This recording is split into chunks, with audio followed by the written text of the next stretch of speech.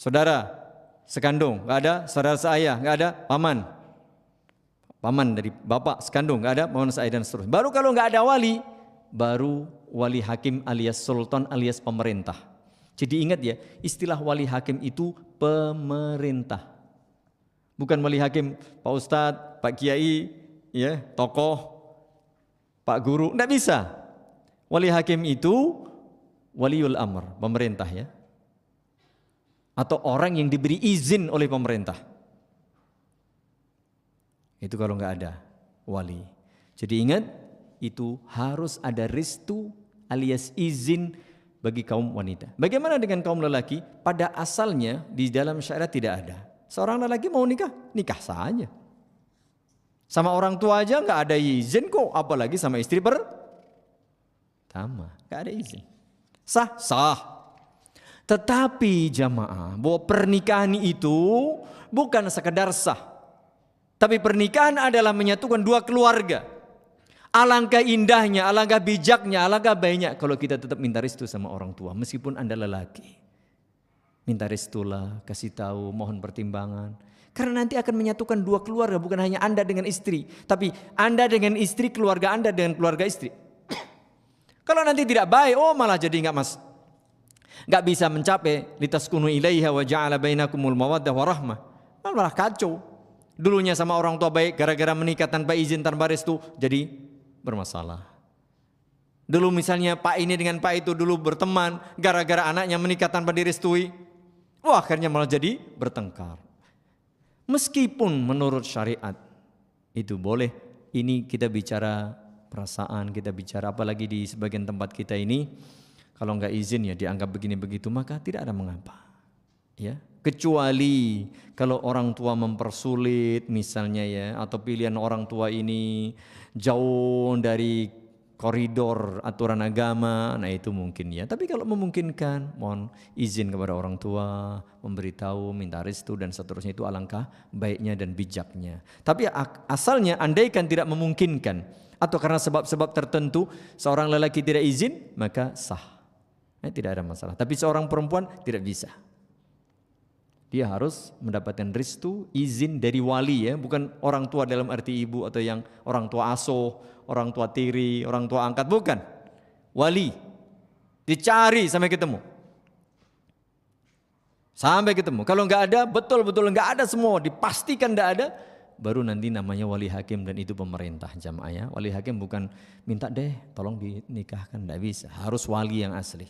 Kalau wali-wali itu bukan wali namanya, naib. Naib itu hanya yang dijadikan wakil oleh si wali yang asli untuk menikahkan, itu boleh-boleh saja, tapi asalnya adalah izin, restu ya, keridhaan dari sang wali. Demikian jamaah yang bisa kita sampaikan pada pagi hari ini sebagai bagian dari bekal. Tentu masih banyak yang lain, nanti silahkan dikaji bersama pemateri dan ustadz lain, dibaca dari buku-buku para ulama, para ustadz yang bisa memberikan panduan bagi kita, khususnya penjenengan yang masih bujangan-bujangan untuk menikah. Ingat, niatkan nikah dalam rangka beribadah kepada Allah Subhanahu wa taala. Kalau niat kita itu, insya Allah kita berusaha mencari koridor sesuai dengan syariat, pilihannya bagaimana sudah diatur syariat, caranya bagaimana sudah diatur syariat, teknisnya bagaimana sudah diatur syariat, semuanya berawal dari apa? Innamal a'malu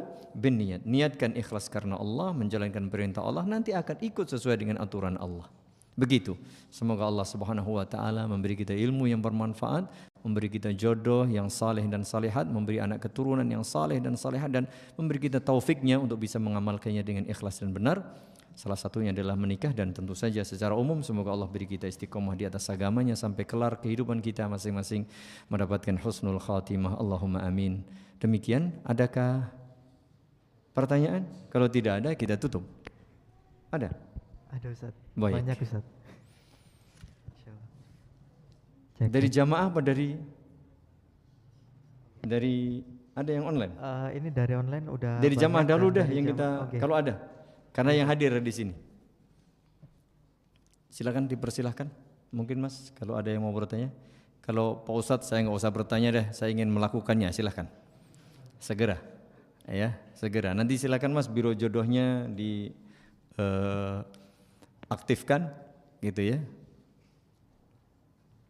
Mudah-mudahan Allah kasih kemudahan ya membersamai antum mulai dari belajar pranikah, mencari, bahkan nanti resepsinya bisa kita dampingi insyaallah taala lalu sampai selanjutnya ya. Jadi satu paket begitu ya, bukan hanya buat antum tapi buat semuanya kaum muslimin. Mudah-mudahan Allah beri kemudahan dan taufiknya. Oke. Baik, untuk peserta Ikhwan yang hendak bertanya, kami berikan 2 pertanyaan bagi 2 penanya. 2 penanya, okay. Monggo silakan. Langsung bertanya aja. Kalau nggak ada lewat. Kayaknya lewatnya jalan terus soalnya. Dari akhwat ada nggak? Untuk akhwat bisa langsung chat di CP nggih. Ditulis. Assalamualaikum warahmatullahi wabarakatuh. Waalaikumsalam warahmatullahi wabarakatuh. Nama Mas? Namanya Muhammad Fadlur Rahman. Muhammad. Umur 22 tahun, Ustaz. Masya Allah. Barakallahu fiik. Izin bertanya, Ustaz. Monggo. Karena sifatnya ibadah, tetapi mungkin menilaikan seorang wanita dengan karena agamanya, Ustaz ya. Bagaimana? Apa ketika kita menikah kita menilainya karena agamanya ya kan, Ustaz? Iya. Akan tetapi otomatis kita harus tahu secara laki-laki kan harus mengetahui parasnya atau Iya. Bagaimana mempertimbangkan itu semua, Ustaz? Izin. Baik. Berkaitan dengan masalah paras itu memang ada dan diakui oleh agama, ada aturannya. Nanti namanya melihat. Bahkan Islam menganjurkan bagi para lelaki yang hendak menikahi seorang wanita, jangan sekedar mengandalkan itu biodatanya. Oh, salihah, hafidhah, begini begitu. Enggak. Lihat kata Nabi SAW. Unzur ilaiha. Lihat. Karena apa? Orang kalau lihat itu ada bahasa saya, ada sinyal enggak sih kan gitu. Orang bilang cantik, tapi belum tentu ada connect. Ini XL, ini apa? Indosat, enggak nyambung lah. Oh, enggak boleh ngomong merek ya. Brand. Misalnya contoh, bagus tapi enggak nyambung nih. Ganteng, cantik, belum tentu nyambung. Mohon maaf, ini gantengnya biasa, cantiknya biasa, tapi cocok. Atau mungkin ini enggak cantik, ini ganteng. Ada terjadi. Karena apa? Ada sesuatu di situ. Ini rahasia supaya melihat. Dan Islam membolehkan melihat ketika hendak menikah. Masya Allah jamaah. Jadi diberi kemudahan kita menikah itu. Tetapi semuanya tadi, kalau niat kita ibadah kepada Allah, semuanya harus mengikuti aturan Allah. Jangan khawatir. Jangan khawatir mas. Aduh nanti kalau orangnya salihah tapi enggak menarik. Lihat. Jangan hanya mengandalkan katanya, jangan. Apalagi foto, mohon maaf. Foto itu kan bisa diedit tuh. Yang hitam jadi putih, hidungnya pesek jadi mancung bisa ternyata. Konon katanya begitu. Ya Allah, Masya Allah, seperti boneka Barbie katanya. Begitu aslinya, inna lillahi wa inna ilaihi rajiun. Bisa jadi, makanya lihat asli, bukan KW. Lihat, ya dan itu manusiawi. Islam tidak menafikan sesuatu yang itu. Nikahi seorang perempuan karena hartanya, karena kecantikannya, karena nasabnya, karena agamanya. Betul, ini 3 pertimbangan, iya. Semua orang mempertimbangkan ini. Tapi ingat, penentunya adalah agama. Ini penentu. Kalau dapat cantik, kaya, keturunan baik-baik, agama bagus, Masya Allah, ini sudah kenikmatan. Kalau bisa langsung 4 mas carinya. Iya. Sulit cari seperti ini, sulit nanti. Kalau jenengan ideal, kita nanti kiamat tidak ketemu mas. Kalau ideal. Tapi kalau ada kurang-kurang sedikit, tidak apa-apa deh. Yang ini yang penting agamanya baik atau pengen agamanya baik. Ya, insya Allah seperti itu. Boleh. Jadi Islam sudah ada. Jangan khawatir, Yang penting niatnya betul lagi. Ya, thayyib. Wallahu a'lam bishawab. Monggo bagi penanya berikutnya. Satu lagi. Tidak ada. Ya. Langsung yang online ya Ustaz. Iya siap. Saya baca pertanyaannya Ustaz. Assalamualaikum Ustaz. Semoga Allah selalu menjaga Ustaz. Ustaz, kadang saya masih iri melihat di jalan orang yang sedang pacaran. Adakah nasihat dari Ustaz agar saya bisa menjaga diri dari hal tersebut? Baik, itu dia. Waalaikumsalam warahmatullahi wabarakatuh. Jadi ini laki atau perempuan yang bertanya? Oh nggak jelas. Waduh, kalau nggak jelas bagaimana jawabnya ini? Ada nggak punya? Harus jelas nih, laki, perempuan gitu ya. Ini penting juga ya. Baik laki maupun perempuan. Mengapa kita iri kepada sesuatu yang tidak benar? Bukankah tadi innamal a'malu bin. Ingat ya, kita ini seorang muslim, sudah punya aturan. Banggalah dengan aturan Islam. Ingat nih. Prinsip apapun, bukan hanya masalah pernikahan ya, apa saja, jadilah seorang muslim yang bangga terhadap ajaran Islam. Mulai dari akidah, mulai dari tauhid, mulai dari ibadah yang mahdoh, ibadah yang umum, muamalah, termasuk pergaulan. Jadi kita mencoba untuk menerima Islam itu seperti ini, prinsip hidup ini, prinsip konsepnya harus seperti itu dulu. Sehingga ketika melihat orang yang berbuat maksiat, meskipun sepintas itu indah, tidak. Karena itu tidak indah menurut agama. Ya, mohon maaf ya, meskipun ya sepintas indah. Lah gimana nggak indah Pak Ustadz, itu kan ganteng, cantik. Iya, itunya iya. Tetapi praktek mereka tidak betul. Kita harus tolak seperti itu. Ya, prinsipnya. Sehingga, enggak. Mohon maaf ya, kadang seorang lagi melihat, waduh itu cantik, waduh itu mulus, itu seksi. Sepintas, ya gimana lagi kalau kita melihat seperti itu. Jelas itu indah, itu seksi, itu mulus. Tapi enggak, karena itu salah. Karena tidak memakai baju yang islami dan seterusnya. Secara naluri pasti, karena manusia normal, tetapi harus segera dicegah. Tidak, itu tidak betul. Sehingga tidak akan ada rasa keinginan, bahasa kita iri ya, iri dalam arti keinginan supaya mendapatkan seperti dia. Nah orang berpacaran kan keliru. Tapi kalau Anda melihat kisah para sahabat, kisah orang saleh, atau kisah mungkin sebagian teman kita yang Masya Allah perjuangan dalam mengarungi rumah tangganya dengan beragam, mulai dari riak sampai ombak gede, mulai dengan angin sepoi-poi sampai leso stopan dan seterusnya, tapi masih bisa bertahan. Ekonomi sulit begini begitu dan seterusnya masih bisa bertahan, tetap istiqomah di atas keimanan. Nah ini dia, aku pinginlah punya rumah tangga yang harmonis seperti itu, dengan segala godaan, gelombang, angin, macam-macam, tapi masih bertahan. Luar biasa. Jadi bagaimana? Ya kembali kepada prinsip. Kalau itu salah, ya jangan dianggap baik. Itu saja. Kalau sudah begitu, enggak. Itu tetap jelek. Karena apa? Tidak sesuai aturan agama. Insya Allah menghindarinya gampang. Seperti itu. Wallahu a'lam bishawab. Yang jelas mohon kepada Allah ya. Ya Allah, jaga diriku. Ya, kemudian berilah aku jodoh kalau sudah siap segera. Biar aku bisa begini, begitu dan seterusnya. Berdoa kepada Allah. Banyak berkumpul dengan teman-teman yang saleh dan salihah. Banyak belajar, banyak sibuk dengan yang lain. Ya, dan jangan suka melihat yang jelas. Ngapain melihat-lihat kayak gitu? Ya, berarti suka jalan-jalan di tempat kayak gitu?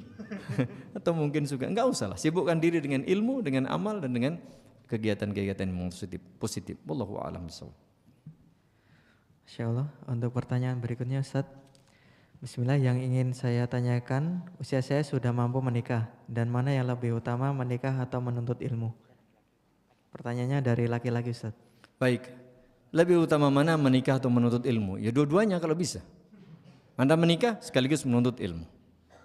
Tapi kalau dengan menikah itu Anda tidak bisa menuntut ilmu, sementara ilmu itu memang dibutuhkan, ya, atau ada masa ketika memang betul-betul sulit, misalnya harus ke luar negeri, sementara di sana nggak boleh bawa istri, ya, atau mungkin ekonominya pas-pasan tidak bisa ini dan itu, ya, menuntut ilmu dahulu.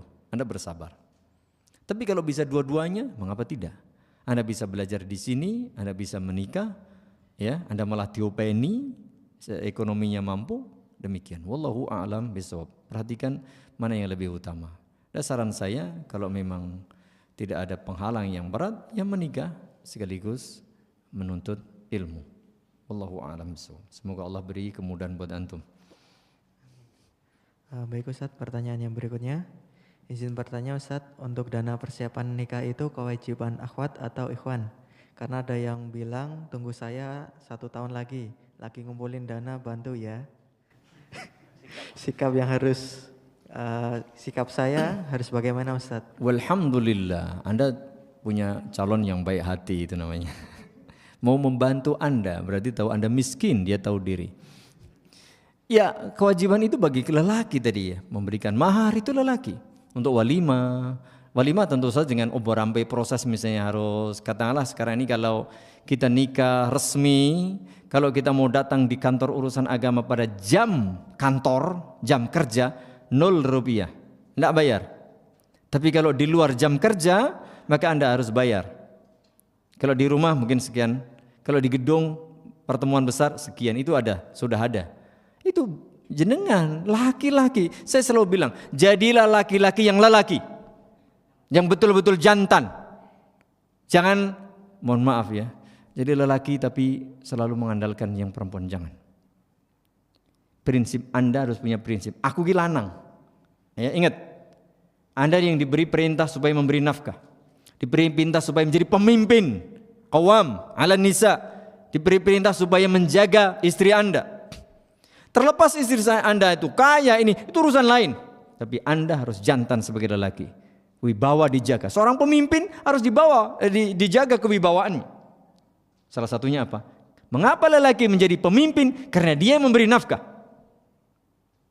Kalau belum sudah menjaga ke calon istri, waduh ini sudah harus dilatih dulu mas, suruh ngaji dulu. Ya, suruh ngaji dulu. Ini masalah apa? Mental. Jangan sampai seorang lelaki itu punya mental menjaga ke bojone. Wis. Enggak boleh. Ya, meskipun istri Anda atau calon istri Anda kaya, tidak. Anda harus punya kewibawaan. Anda harus punya menjadi pemimpin. Pemimpin itu memberi, mengayomi, punya ilmu, punya kemampuan. Perkara mungkin hasilnya sedikit, istri lebih banyak itu urusan lain. Tapi aku berusaha, aku berjuang. Adapun kalau sang istri mau membantu, Masya Allah, itu baik hati. Bersyukurlah Anda. Tapi Anda jangan jaga ke ya. Anda tetap berusaha, Anda yang bertanggung jawab, Anda yang berusaha memenuhi. Istri membantu, walhamdulillah, itu rizqun minallah. Tapi istri tidak dibebani. Tapi kalau dia berbuat baik, jangan ditolak kebaikan itu. Demikian. Wallahu a'lam bishawab. Baik Ustadz, pertanyaan berikutnya. Izin bertanya Ustadz, Ana seorang akhwat berusia 27 tahun. Saat ini belum menikah karena masih berupaya membayar hutang pribadi karena kesalahan pribadi. Dan kesalahan masa lalu membuat diri ini tidak percaya diri Ustadz, seakan belum terfikirkan untuk menikah. Selain itu juga kemarin membiayai adik-adik kuliah. Sampai saat ini masih berpikir ya sudah santai saja sambil belajar memperdalam ilmu agama. Dan dalam hati pun belum ada tekad kuat untuk menikah. Sehingga sampai saat ini belum Allah pertemukan dengan ikhwan yang berminat meminang saya Ustadz. Kemudian apakah mungkin karena diri ini belum bertekad kuat sehingga belum menikah? Jazakumullah khairan Ustaz. Wallahu a'lam bishawab. Masalah jodoh, ada yang orang sudah ngebet nggak dapat. Ya. Ada orang yang santai-santai tahu-tahu datang. Ya. Ada yang sudah sekian umurnya belum dapat. Ada yang baru kemarin sore orang bilang lalu ada dapat. Yang jelas bertawakallah kepada Allah Subhanahu wa taala. Mintalah selalu dan jangan pernah putus asa. Ingat ya, jangan pernah putus asa dari rahmat Allah Subhanahu wa taala. Mohon maaf, sebagian orang sekarang umur sekian merasa tidak pede. Oke, mungkin secara manusiawi, naluri seorang wanita, apalagi di masyarakat, itu sudah gini. Iya sih, sudah sukses, sudah begini, sudah sarjana, sudah macam-macam, tapi kan belum menikah. Kadang-kadang dicibirin, diomongin, orang tuanya bingung, sudah anakku gimana, macam-macam. Kalau memang belum jodohnya mau gimana lagi? Bertawakallah kepada Allah Subhanahu wa taala. Mohon ya Allah datangkan seorang yang saleh. Abaikan omongan orang. Kalau jenengan nanti malah mikir ini, mikir itu, omongan bulian orang, wah tambah stres. Malah bingung. Fokus sekarang belajar. Fokus mungkin karena masih ada tanggungan. Kalau nanti menikah malah enggak terpenuhi, enggak ada masalah. Bismillah, mohon sama Allah.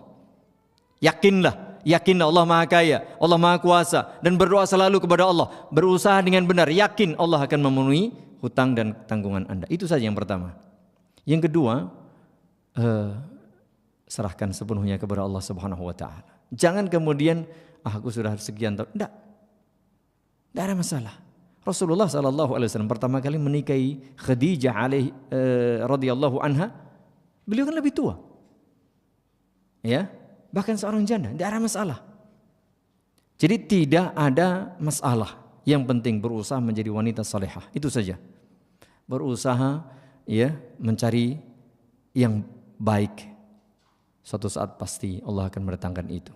Jadi jangan berkecil hati ya. Nah, memang secara naluri itu akan otomatis ya, akan otomatis. Tetapi hilangkan perasaan-perasaan itu, kemudian imbangi, tutup dengan tawakal kepada Allah, doa kepada Allah dan optimis kepada Allah Subhanahu wa taala. Tetap berjuang, tetap berdoa dan tetap optimis. Suatu saat semoga Allah Subhanahu wa taala mendatangkan ya suami yang saleh buat panjenengan. Amin. Masih ada lagi?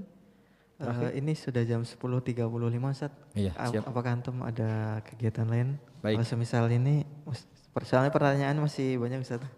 Tapi menyesuaikan waktu antum. Ada pertanyaan satu lagi enggak apa-apa? Satu Mungkin lagi, yang ya. dianggap paling, mungkin ada yang sudah siap menikah kayak gimana, nanti kita tawarkan. Ini aja.